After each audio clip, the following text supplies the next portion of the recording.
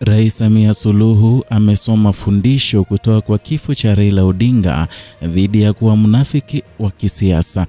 Hujambo na karibu kwa taarifa zetu za Kenyascope na kumbuka kusubscribe. Kifo cha kiongozi mashuhuri wa upinzani nchini Kenya Raila Amolo Odinga kimezidi kuibua hisia na mijadala mikali barani Afrika. Miongoni mwa waliotoa kauli nzito ni kiongozi wa upinzani kutoka Tanzania Godbless Lema, ambaye ametumia fursa hiyo kukemea kwa maneno makali kile alichokiita unafiki wa kisiasa unaojitokeza mara kwa mara kila kiongozi shujaa anapofariki dunia. Kupitia ujumbe wake ulioenea kwa kasi zaidi mtandao wa X ambao zamani ulikuwa unajulikana kama Twitter, Lema alionyesha kusikitishwa na jinsi wanasiasa na watu waliokuwa wakimpinga Raila Odinga wakati wa uhai wake sasa wamegeuka kuwa wasemaji wakuu wa sifa na heshima kwake. Kwa mujibu wa Lema, hali imekuwa kama desturi katika siasa za Afrika ambapo mashujaa wa demokrasia hupuuzwa na kushambuliwa wanapokuwa hai, lakini hutukuzwa mno pindi wanapofariki. Lema alitumia maneno ya kejeli na maono ya kina kuonesha jinsi historia inavyogeuka baada ya kifo cha kiongozi maarufu.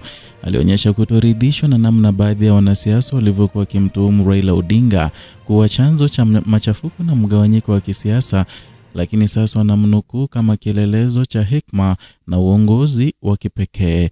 Kwa mujibu wa wachambuzi wa siasa, kauli ya Lema inaashiria hasira ya kweli dhidi ya tabia kutotambua mchango wa viongozi wa mageuzi wanapokuwa hai.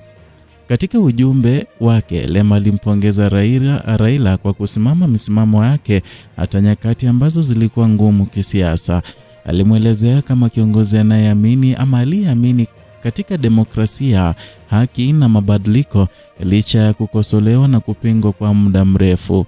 Kwa maneno yake, Raila alibaki imara katika kile alichokiamini, na hilo ndilo lilomfanya awe alama ya mapambano ya kidemokrasia barani Afrika.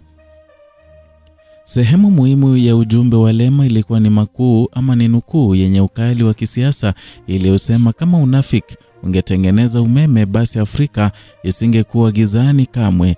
Kauli hii imetafsiriwa kama onyo kwa viongozi wa bara ama wanaoishi kwa kujipendekeza, kukosa msimamo na kujipambanua kwa maneno ya unafiki kabla ama badala ya vitendo. Wachambuzi wa masuala ya kijamii wanasema Lema alikusudia kuonyesha jinsi tabia hiyo inavyodhoofisha demokrasia, uwazi na uadilifu katika uongozi wa Afrika. Taarifa yake imezua mjadala mkubwa kwenye mitandao ya kijamii, hasa miongoni mwa vijana na wanaharakati wanaounga mkono demokrasia.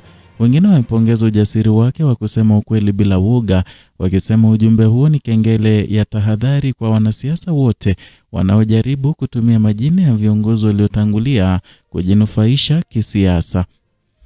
Kwa upande mwingine, wachambuzi wametafsiri kauli ya Lema kama wito wa kuenzi viongozi wakati wako bado hai badala ya kusubiri kifo chao ili kuanza kusimulia hadithi za uongozi wao.